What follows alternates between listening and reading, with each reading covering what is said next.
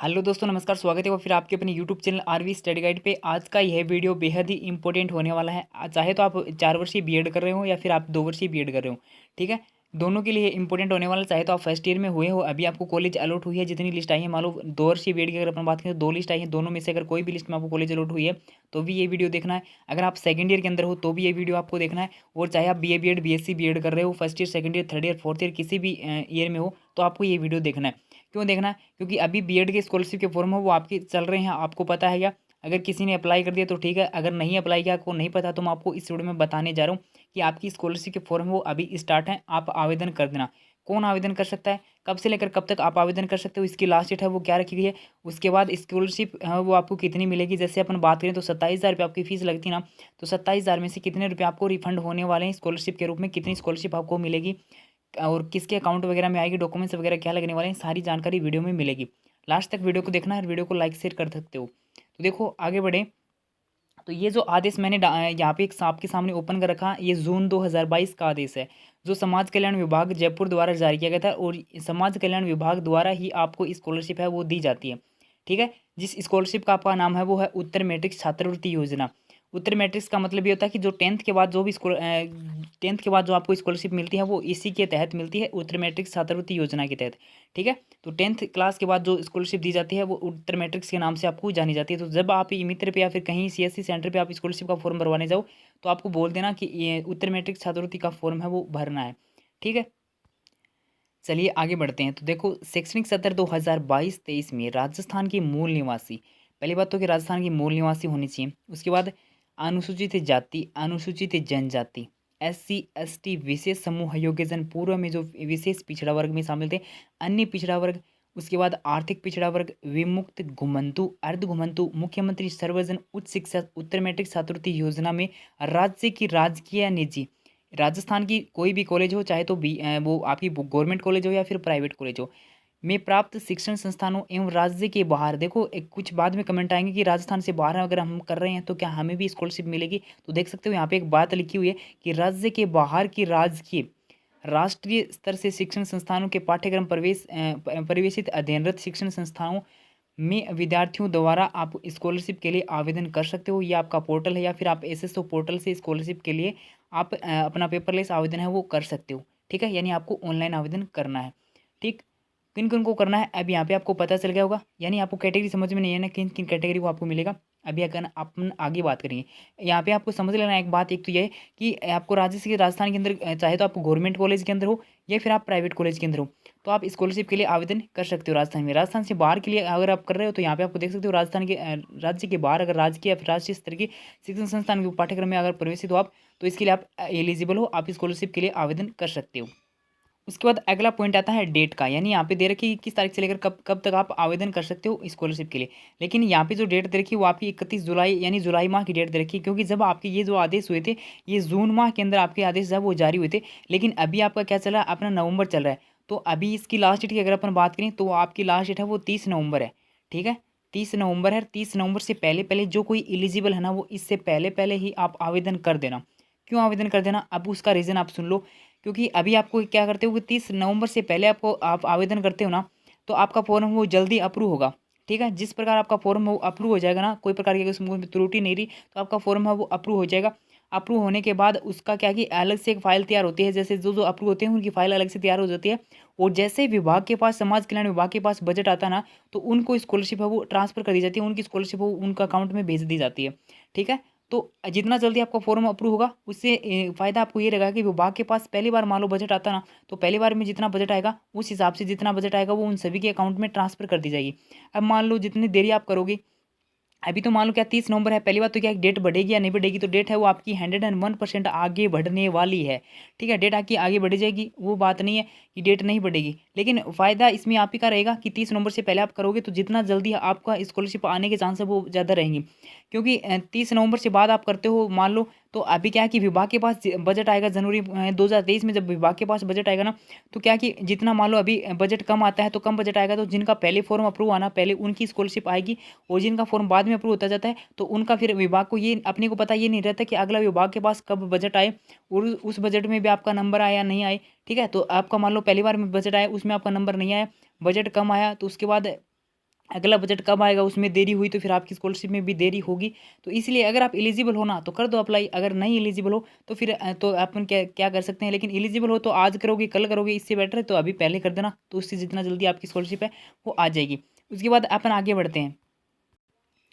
आप देखते हैं कि किन किन को स्कॉलरशिप मिलती है। पहली बात तो ये कि एससी के जो स्टूडेंट हैं, मेल हो फीमेल, उनको स्कॉलरशिप मिलती है। दूसरी बात, एसटी के स्टूडेंट हैं उनको स्कॉलरशिप मिलती है। उसके बाद बात करते हैं ओबीसी की, कि ओबीसी के अंदर किन किन को मिलती है। देखो ओबीसी के अंदर मैं आपको टोटल 17 कैटेगरी अभी बताने जा रहा हूँ। इन 17 श्रेणियों में अगर कोई स्टूडेंट आता है तो उनको स्कॉलरशिप है वो दी जाएगी। वो कैटेगरी आपको देखने को मिल जाएंगी यहाँ पे। देखो जैसे कोई ओबीसी के स्टूडेंट है, उनको बीपीएल कार्ड धारक है, उनको स्कॉलरशिप के लिए एलिजिबल है, उनको स्कॉलरशिप मिलेगी। उसके बाद अंत्योदय कार्ड धारक है या फिर उनका कोई उनकी पुत्र या फिर पुत्री है, उसके बाद स्टेट बीपीएल कार्ड धारक है या फिर उनके पुत्र या फिर पुत्री है, अनाथ बालक बालिका, विधवा या स्वयं है या फिर उसके कोई पुत्र पुत्री है, ये यहाँ पे आप देख सकते हो तलाकशुदा खुद महिला है या फिर उनके कोई पुत्र पुत्री है, विशेष योग्यजन में है या फिर विशेष योग्यजन की पुत्र या फिर पुत्री है। इन सभी श्रेणियों के अगर आप अंतर्गत अगर आप आते हो तो आपको स्कॉलरशिप है, उसके लिए आप आवेदन कर सकते हो। लेकिन यहाँ पे एक बात और लिखी हुई कि गत परीक्षा जो है, मान लो अभी क्या है कि आप बीएड फर्स्ट ईयर के अंदर हो, 2 वर्षीय बीएड अगर आप कर रहे हो तो आप फर्स्ट ईयर के अंदर हो, तो आपकी जो थर्ड ईयर आना उसके अंदर आपके 60% है वो वहाँ पे होनी चाहिए। ठीक है, 60% होनी चाहिए। क्या 60% से कम वाला यहाँ पे आवेदन नहीं कर सकता? तो इसका मतलब ये नहीं कि इसका आवेदन नहीं कर सकता। जिस किसी के भी मान लो 59% है वो भी इसके अंदर आवेदन कर सकता है, ऐसी कोई बात नहीं। लेकिन यहाँ पे एक बात लिखी हुई है कि जिसके 60% प्राप्तांक होंगी उनको प्राथमिकता दी जाएगी। ठीक है, प्राथमिकता दी जाएगी। मान लो बजट आया, उस बजट के अंदर जो स्टूडेंट जिस किसी ने भी आवेदन किया उनके सभी के 60 से ऊपर है ना, तो पहले उनको स्कॉलरशिप दी जाएगी। अगर स्कॉलरशिप मान लो बजट में कुछ पैसे बच जाते हैं आपके, तो फिर जिस किसी के भी जो आपके 60% से कम, जैसे किसी के 59 वगैरह है, तो उनको फिर बजट में पैसे अगर आपके बजट बच जाता है तो फिर आपको इनको भी दी जा सकती है, यानी इनको भी दी जाएगी फिर। ठीक है, यहाँ पे इसका मतलब ये है कि इसका मतलब ये नहीं कि 59% जिस किसी के है 60 से कम वो आवेदन नहीं कर सकता, आवेदन कर सकते हो लेकिन प्राथमिकता इनको दी जाएगी। ठीक है, और प्राथमिकता का मतलब मैंने आपको समझा दिया। उसके बाद अगर अपन बात करें जनरल कैटेगरी की, तो काफ़ी कमेंट आएंगे जनरल या फिर ईडब्ल्यूएस का स्कॉलरशिप मिलेगी या नहीं मिलेगी। तो इसका आंसर आपका ये होगा कि आपको स्कॉलरशिप है वो नहीं मिलेगी। लेकिन इसका आपको एक बात ये मैं बताऊंगा, अगर आप गवर्नमेंट कॉलेज के अंदर आप बीएड कर रहे हो ना, तो अपनी कॉलेज से आप पता कर सकते हो कि गवर्नमेंट कॉलेज के अंदर जो ईडब्ल्यूएस या फिर जनरल कैटेगरी की जो फीमेल है उनको आवेदन होता है या फिर नहीं होता है, इस बात का मुझे कन्फर्म नहीं है। लेकिन फीमेल है वो अपना पता कर लेना। ठीक है, चाहे तो मेल भी पता कर सकते हो, जो भी कोई बंदा है वो अपनी ईडब्ल्यूएस या फिर जनरल कैटेगरी का है, गवर्नमेंट कॉलेज से अगर आप बीएड कर रहे हो तो आप पता कर लेना अपने कॉलेज के लिए कि आप एलिजिबल हो या नहीं हो। गवर्नमेंट कॉलेज वाले हैं वो एलिजिबल हो सकते हैं, जैसे फीमेल है वो तो जहाँ तक मुझे पता है कि उनको तो स्कॉलरशिप है वो फिर मिल सकती है, फिर फीस उनको रिफंड है वो मिल सकती है। ठीक है, फीमेल की अगर मैं बात करूँ, कन्फर्म मुझे नहीं पता कि फिर आप कहोगे कि मिलती है नहीं पता, कन्फर्म नहीं पता मुझे इस बात का, बाकी मुझे कन्फर्म है। लेकिन आप एक बार अपनी कॉलेज के अंदर पता कर सकते हो। ठीक है, लेकिन आपसे यहाँ पे एक बात ये बताना चाहूँगा कि इस स्कॉलरशिप के लिए आप आवेदन नहीं कर सकते। कौन सी स्कॉलरशिप के लिए? जिसका नाम मैंने आपको अभी बताया ना कि उत्तर मैट्रिक छात्रवृत्ति योजना के लिए। लेकिन आपकी एक और दूसरी छात्रवृत्ति आपको मिलती है, उस छात्रवृत्ति के संबंध में भी आपको जल्द ही वीडियो मिलेगा, तो वो वीडियो आप देख लेना, जिसमें कोई भी आवेदन कर सकता है। चाहे तो आप जनरल के स्टूडेंट हो तो भी आवेदन कर सकते हो, और ईडब्ल्यूएस के हो तो भी कर सकते हो, एससी एसटी ओबीसी कोई भी उसके अंदर आवेदन कर सकता है। जो ये स्कॉलरशिप है इसको उत्तर मैट्रिक्स के नाम से जाना जाता है, और उसको दूसरी छात्रवृत्ति है उसको किसी और नाम से जाना जाता है, तो उसका वीडियो भी आपको जल्द ही मिल जाएगा। ठीक है, तो उसके लिए आप चैनल को सब्सक्राइब कर लेना ताकि वो वीडियो भी आपको मिल जाए। उसमें कोई भी कैटेगरी हो आपकी तो आप आवेदन कर देना, उसके अंदर आपको स्कॉलरशिप है वो मिल जाएगी। ठीक है, लेकिन इसमें जनरल और ईडब्ल्यूएस के स्टूडेंट है वो एलिजिबल नहीं है। उसके अंदर वो जो छात्रवृत्ति आपकी एक और बताने जा रहा हूँ, कुछ दिन में आपको वीडियो मिल जाएगा, उसके अंदर आप एलिजिबल हो, और उसमें अपन बात करेंगे उस वीडियो में कि उसके अंदर आपको कितने का स्कॉलरशिप मिलेगी और उसकी क्या प्रोसेस आपकी रहने वाली है। ठीक है, तो इसमें आपको समझ में आ गया होगा। अगर आप अब अगर अपन बात करें डॉक्यूमेंट्स की कि कौन कौन से डॉक्यूमेंट्स वो आपके लगने वाले हैं, तो दस्तावेज की अगर मैं बात करूं तो देखो मूल डॉक्यूमेंट्स वो आपके हैं वो आपके लगने वाले हैं। 10th 12th की मार्कशीट आपकी रहने वाली है, जाति प्रमाण पत्र वो आपका वैलिड होना चाहिए टाइम के अनुसार, और उसके बाद नया डॉक्यूमेंट्स की अगर अपन बात करें तो वो आय प्रमाण पत्र है। ठीक है, आय यानी जो आपका इनकम सर्टिफिकेट है वो आपका लगने वाला है।